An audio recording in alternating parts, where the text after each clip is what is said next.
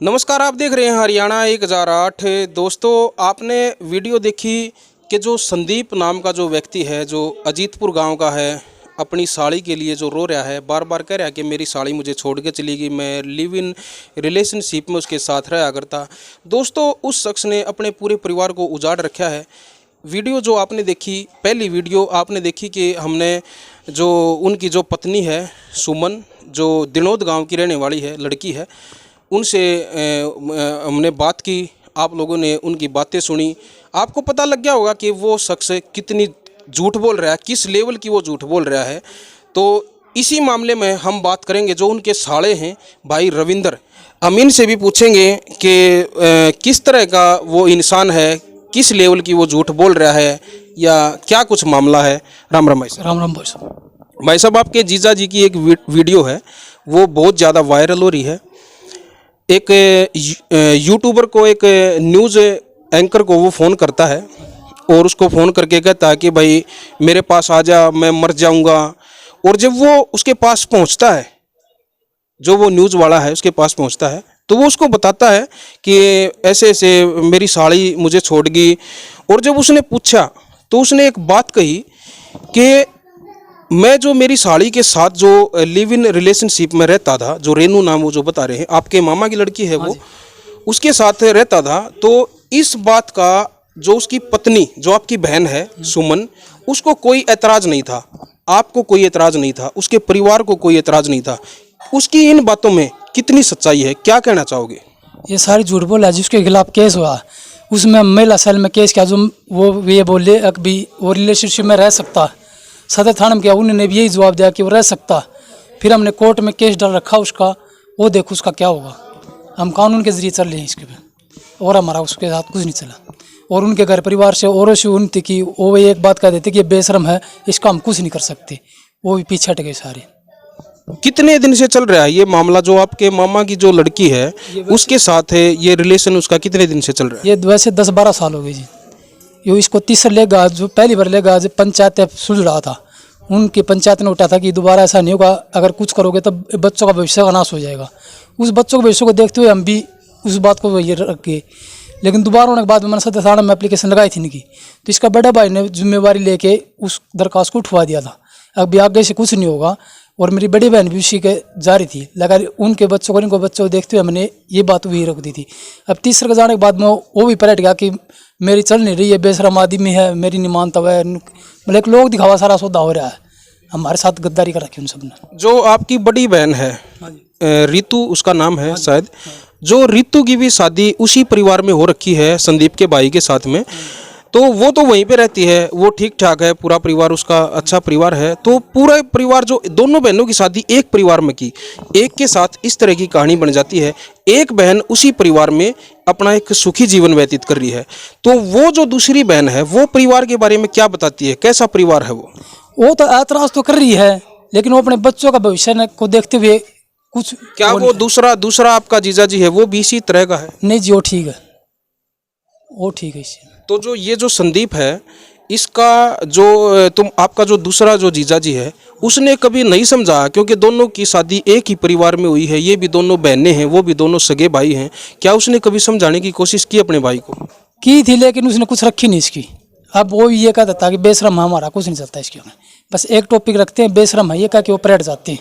भुगतना हमको पड़ता है इस चीज़ को। जिस समय रेनू के साथ उसके रिलेशन हुए, नाजायज संबंध उसके हुए, तो वो उस टाइम पे क्या वो अनमैरिड थी? ना जी, मैरिड थी। उसका एक बच्चा भी था, 2 बच्चे। हाँ जी, 2 बच्चे, इसका है, एक बच्चा उसका था। इन 3 बच्चों की ज़िंदगी खराब की, 2 घर उजाड़े रखे इन दोनों ने। क्या कभी जहाँ पे उसकी शादी हो रखी है रेनू की, उस परिवार से भी आपकी बात हुई कभी इस बारे में? इस बारे में हुई थी जी। उनके जो रेनू उसके चाचा ताऊ, यानी कि वो भी मेरे मामा हैं, उनसे बात हुई। वो भी कह रहे हैं कि ये गंदे हैं, हमारी नहीं चल रही, हम क्या करें। बस यही बात का कि सारे पलट जाते हैं, ऑब्जेक्शन कोई नहीं उठा रहा इस बात का। और जहाँ पे उसकी शादी हो रखी है, हाँ जी, उस परिवार से हुई कभी बात? हाँ, उस परिवार से भी हुई थी, जिसके पति से ही बात हुई थी। उसने क्या कहा? उसने भी कहा मेरी चल नहीं रही, मैं जो है मैंने सारा कुछ करके देख लिया। आप इनको जितनी हो अपनी तरफ से कभी कोशिश मत छोड़ना, भी इनको जितनी सज़ा दिलाना। मेरा चला नहीं इनके पास, क्योंकि लेडी की ज़्यादा सुनवाई होती है, आदमी कम सुनवाई होती। उस चक्कर में उसकी सुनवाई नहीं हुई बेचारी की। अब जो है आपके जीजा जी को, जो वो आपके मामा की लड़की है, वो भी छोड़ के चली गई है। क्या कहना चाहोगे अपने जीजा जी को हरियाणा 1008 के माध्यम से? वो तो ऐसी जो आपका जो ये एक देश को आओ तो मैं जो ऐसी बली होती ताऊ जाचा डर जाती, ऐसी बली होती है वह वहीं रुक जाती। उसने तो जगह जगह घर उजाड़ने हैं जी, इससे एक दूसरे का नाश करना उसने तो। उन्हें सारी रिश्तेदारी को ख़त्म कर दिया, सभी को ख़त्म करके चली जी वो तो। उसने सिर्फ उसका मोटा टारगेट पैसे का, जिसमें उसका साथ उसकी मम्मी और उसकी बहन भी दे रही है, जो बार बार में उसका पक्षपात करके एक से दूसरी जगह गा ली, दूसरी से तीसरी जगह गा ली, सारा नाश हो करवा रखे हमने। जो आपकी बहन है सुमन, अब ये अपने बच्चों को लेकर आपके पास रहती है दिनोद गांव में, तो क्या अपील करना चाहेंगे अपनी बहन के लिए प्रशासन से? क्या उम्मीद करते हैं और क्या मांग करते हैं, क्या चाहते हैं अब आप? इनको ज़्यादा से ज़्यादा इनका हिसाब होना चाहिए, जो भी कुछ इनका हक हो उनको हक दिला जाए और इनको कड़ी से कड़ी सजा दिलाई जाए दोनों को। यही मांग हमारी तो प्रशासन से। तो भाई ये थे हमारे साथ है भाई रविंदर, जो संदीप के साले हैं, और उनकी जो पत्नी है सुमन, उसके भाई हैं। छोटे भाई हो आप उनके? मैं अकेला हूँ भाई। छोटे हो ना इनसे? हाँ, इनसे छोटा हूँ। छोटे भाई है उनके।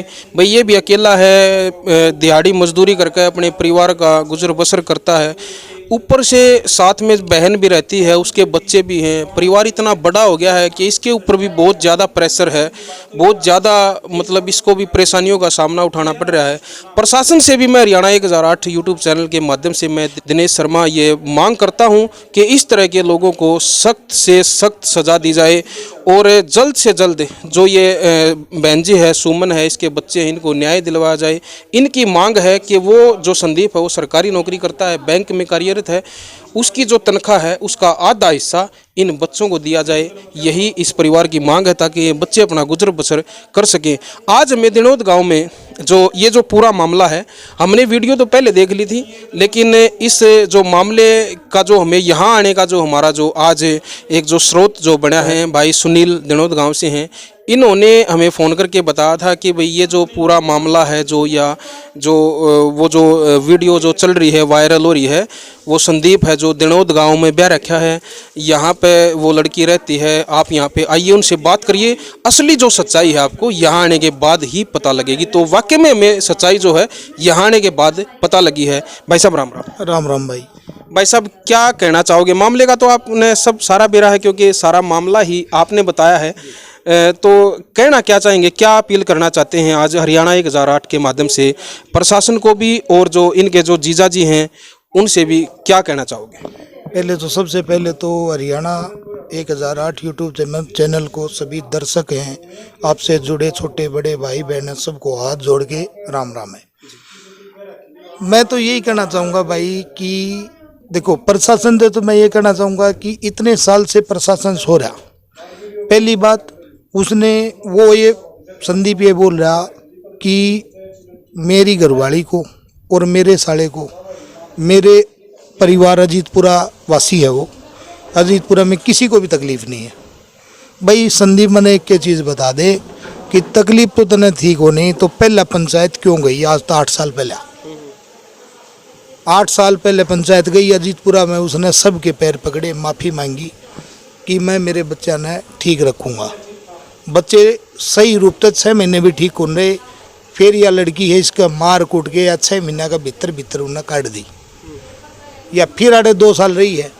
2 साल बाद फिर वापिस लेन आया है, हाथ जोड़ के मारा, पूरा गांव इकट्ठा करके उसमें माफ़ी मांग के स्टाम्प पेपर पर लिखन खत भी तैयार था। फिर कुछ मारे में नंबरदार थे, सरपंच था, उन्हें यह कह दी कि भाई इतना होने के बावजूद लिखन की कोई ज़रूरत को ना।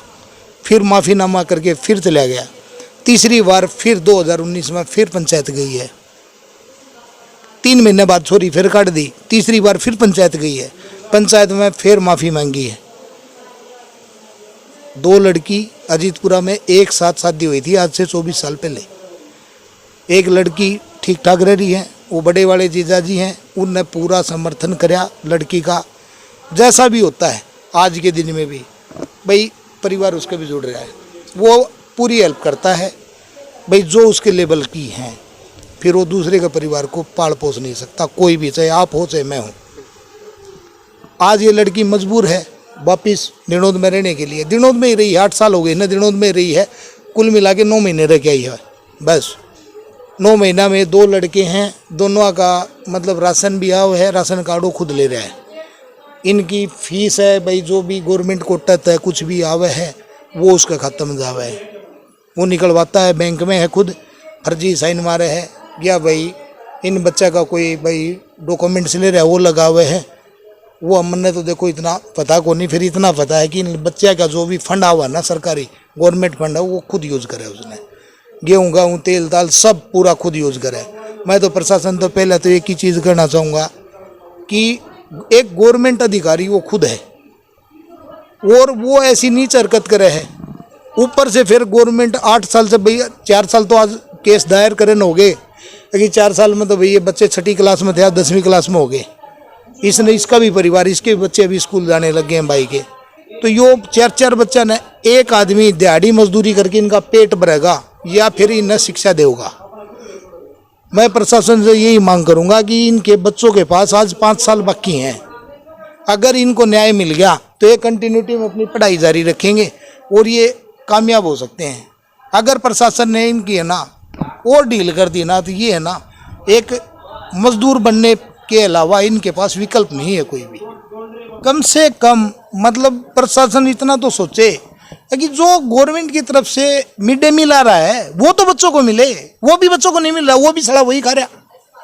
कम से कम इतना तो नजरिया हो उसका, भाई उसका हो, गांव का सरपंच का कुछ तो बनता है।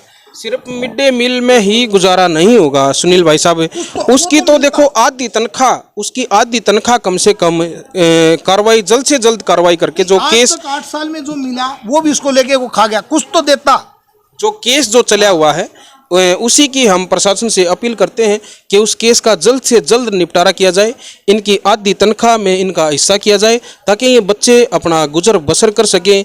ये यहाँ पे रह के करें या कहीं पे भी रह के करें, कम से कम इनका 2 रोटी खाने का गुजारा हो जाएगा, यही मैं प्रशासन से अपील करूँगा। और इन्हीं तस्वीरों के साथ हम आपको यहाँ पर छोड़ के जाते हैं।